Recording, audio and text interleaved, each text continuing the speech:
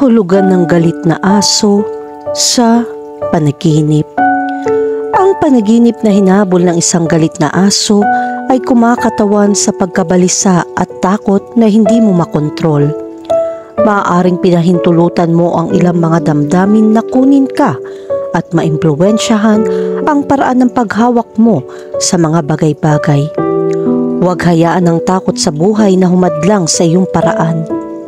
Ang mga aso ay may kaugnayan sa mga alagang hayop. Gayunpaman, kung minsan ang mga taong kaibigan nito ay maaaring naroroon sa hindi gaanong karismatiko at agresibong paraan. Kapag nangyari ito sa isang panaginip, ang iyong subconscious ay nagpapadala ng isang mensahe na dapat mong isaalang-alang. Pakinggan ang mga palatandaan at asahan kung ano ang nakakatakot sa iyo.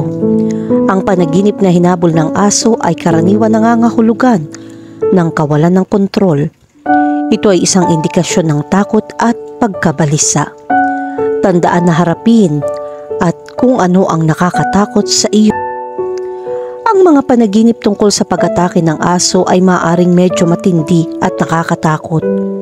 Gayunpaman, mahalagang tandaan na ang mga panaginip ay kadalasan sinasagisag at maaaring hindi kinakailangang sumasalamin sa mga pangyayari sa totoong buhay. Narito ang ilang mahahalagang punto na dapat isaalang-alang kapag binibigyang kahulugan ng isang panaginip tungkol sa pag-atake ng aso. Una, ang mga aso. Ang mga aso ay madalas na nauugnay sa katapatan at proteksyon, ngunit maaari ring kumatawan sa pagsalakay at panganib sa mga panaginip. Pangalawa, ang konteksto ng panaginip ay mahalaga. Halimbawa kung inilalakad mo ang iyong aso sa isang mapayapang parke at biglang umatake ang isang aso, maaaring ito ay kumakatawan sa isang pakiramdam ng kahinaan o hindi inaasahang panganib sa iyong pagkising. Pangatlo, ang lahi ng aso. Ang lahi ng aso ay maaari din magbigay ng ilang mga pahiwatig. Halimbawa, ang isang pitbull ay maaaring sumagisag sa kapangyarihan at lakas, habang ang isang chihuahua ay maaaring kumakatawan sa maliit ngunit matinding galit. Pang-apat, bilang kahalili, kung ikaw ang umaatake sa aso, maaari itong magpahiwatig na ikaw ay nakakaramdam ng pagtatanggol o agresibo sa iba. At ang panglima, ang atensyon sa iyong mga emosyon at reaksyon sa panaginip ay mahalaga. Nag-aalok ito ng mahahalagang insight sa iyo, hindi malay na mga kaisipan at damdamin. Kahulugan ng panaginip tungkol sa makakita ng galit na aso. Ang panaginip ng isang aso na nagagalit ay ang pagsasakatuparan ng pagkakaroon ng takot na mayroon ka sa iyong buhay. Ang pagkakaroon ng isang galit na aso ay maaari maglabas ng ilang mga nakatagong alalahanin, parehong lohikal at hindi makatwiran. Tulad ng isang bata na natatakot dahil ang aso ay baliw at may instinct na tumakbo, maaari kang tumakas sa isang sitwasyon na nakakatakot sa iyo. Ang punto ay kung tatakbo ka. Hindi nito malulutas ang problema at lumalala. Para siyang batang tumakas sa asong humahabol sa kawalan ng pag-asa. Kahulugan ng panaginip tungkol sa hinahabol ng galit na mga aso. Ang panaginip na hinabol ng isang mabangis na aso ay sumisimbolo sa isang mapanganib na sitwasyon na malapit nang mangyari. Ang pinakamabuting gawin ay huminga ng malalim at mag-isip ng paraan nang hindi kumikilos ng basta-basta. Ngayon na ang panahon para gumawa ng makatwiran at makatwiran solusyon sa halip na kumilos ng walang iniisip. Ang paghabol ng isang aso sa isang panaginip ay maaaring palaging isang tanda ng kakulangan sa ginhawa o mababang pagpapahalaga sa sarili. Maaaring nabubuhay ka sa isang marupok na panahon at ito ay may mga pagmumuni-muni sa mga panaginip. Ang panaginip na ito ay maaari din mangyari kapag naniniwala tayo na tayo ay nabigo. Kung gayon, dapat. Ito ang pinakamalaking problema sa lahat, kaya dapat sa iyo nanggaling ang pagtanggap bago manggaling sa iba. Kahulugan ng panaginip tungkol sa makipag-away sa isang aso. Ang panaginip na makipaglaban sa isang mabangis na aso ay isang kakilakilabot na tanawin at walang gustong manood. Ang pagkakaroon ng ganitong mga eksena sa panaginip, bukod sa nakakagambalang pagtulog, ay nagbibigay din ng pagmumuni-muni tungkol sa kalituhan at hindi pagkakasundo. Ngayon ay oras na upang bigyang pansin ang iyong panlabas, ang iyong relasyon at ang mga tao sa paligid mo. Palaging may panganib ng hindi pagkakaunawaan na darating, ito man ay sa trabaho, sa pag-ibig o sa pamilya. Isiping muli ang mga posibleng dahilan kung bakit hindi ka nakikipagkasundo sa mga tao. Sa pamamagitan ng pag-asa sa mga problema, mas maayos mo ang mga ito. Tandaan na ang mga away ay hindi nagbibigay ng makabuluhang resolusyon, ngunit maaari silang lumika ng mas makabuluhang salungatan at inggit. Kaya magandang magkaroon ng panahon para mag-isip na mabuti bago mo sabihin ito. Kahulugan ng panaginip tungkol sa nakagat ng aso. Ang mga panaginip na nakagat ng aso ay karaniwang kumakatawan sa isang elemento ng sorpresa. Ito ay isang uri ng aksidente na ganap na hindi mahuhulaan. Kaya ito ay palaging nagiging trauma.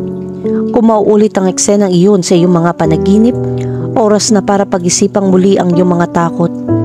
Maaaring may isang tao na pumukaw sa iyong kawalan ng tiwala at pakiramdam na aatake ka anumang oras. Ang isang malusog na gawain ay hindi kasama ang labis na pagdududa at problema. Kaya mahalagang bigyang pansin ang bahaging ito sa iyong buhay. Ang pagkabalisa ay maaaring ilagay sa panganib ang iyong kalidad ng buhay.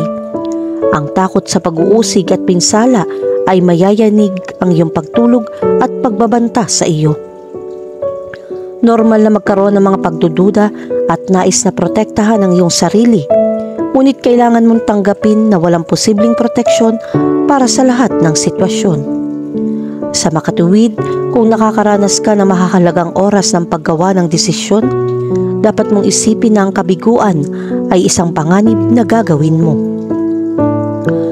Kahulugan ng panaginip tungkol sa makakita ng isang aso na kumagat ng ibang tao. Kung nanaginip kang makakita ng isang aso na kumagat ng ibang tao, ito ang oras upang pagnilayan ang kapaligiran na iyong pinasok. Nakakalito ang pagalit na kapaligiran ito. Para magkaroon ka ng kapayapaan at kalmado, kailangan mo rin lumayo sa problema ng ibang tao para mapangalagaan mo ang iyong sarili at maiwasan ang alitan. Ang mga problema ng mga tao ay ang kanilang mga problema, kahit na sila ay malapit. Sobrang nakakapagod makisali sa mga problema nila. Kaya sa isip, iligtas ang iyong sarili at maging medyo makasarili sa tamang paraan. Oras na para pag-isipang muli ang iyong sariling buhay na maaaring iniwan mo na. Kahulugan ng panaginip tungkol sa nakagat ng tuta.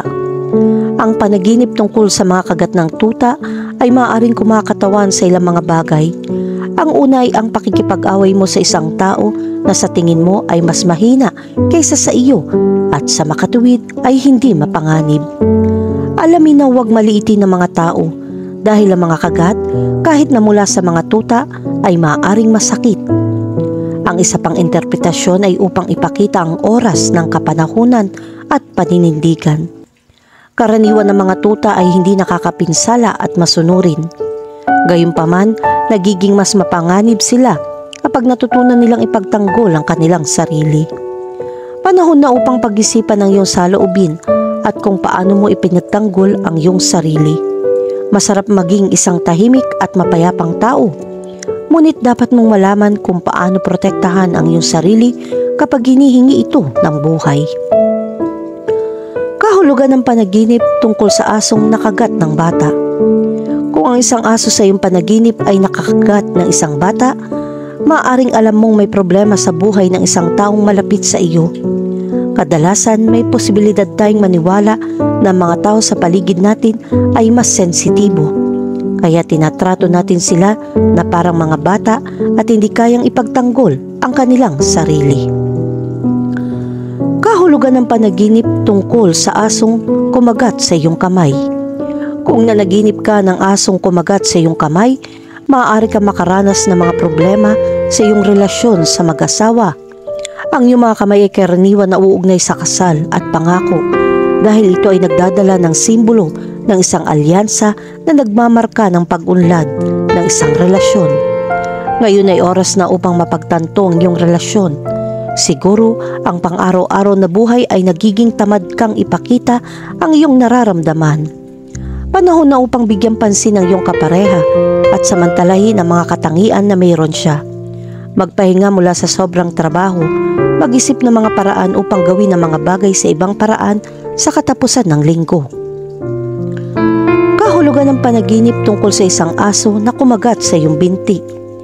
Kung nanaginip ka ng aso na kagati ng iyong binti, ito ay isang senyales na kailangan mo ng higit na pahinga at naghahanap ng kalusugan. Ang mga kagat ng aso ay palaging isang sorpresa, ngunit huwag asahan na kailangan mong makaranas ng isang hindi magandang pagkabigla upang alagaan ang iyong sarili. Mahalaga ito hanggat binibigyan pansin mo ang mga senyales na ibinibigay ng iyong katawan. Pagkatapos ay makakahanap ka ng malusog na paraan upang mamuhay araw-araw. Kahulugan ng panaginip tungkol sa isang tumatahol na aso. Ang panaginip ng isang tumatahol na aso ay maaaring kumakatawan sa isang yugto ng kahirapan dahil sa kakulungan ng pag-uusap. Kung ang iyong kapaligiran ay abala at may mas maraming hiyawan kaysa balanse, kung gayon, ito ay makikita sa mga panaginip. Mahalaga na magkaroon ng isang mapayapang kapaligiran upang makapag-develop ng maayos araw-araw. Ang tumatahol na aso ay maaaring isang babala na dapat mong marinig. Huwag tanggapin ang masasamang sitwasyon para lamang sa kaginhawaan dahil mas mainam na sumailalim sa panahon ng rehabilitasyon kung kinakailangan. Kahulugan ng panaginip tungkol sa aso na umaatake sa iba. Ang panaginip ng isang aso na umaatake sa iba ay nangangahulugan na ikaw ay dumadaan sa isang yugto ng labis na proteksyon. Kung ang isang tao sa paligid mo ay nasa isang sitwasyon na sa tingin mo ay delikado, natural lang na ang takot na ito ay umaatake sa iyong subconscious. Ngunit ang takot na iyon ay kailangan masukat upang hindi makagambala sa iyong buhay. Maaari ka maging maingat sa mga tao sa paligid mo, ngunit kailangan mong malaman kung paano mapagtanto na ang takot ay makatwiran o imahinasyon lamang.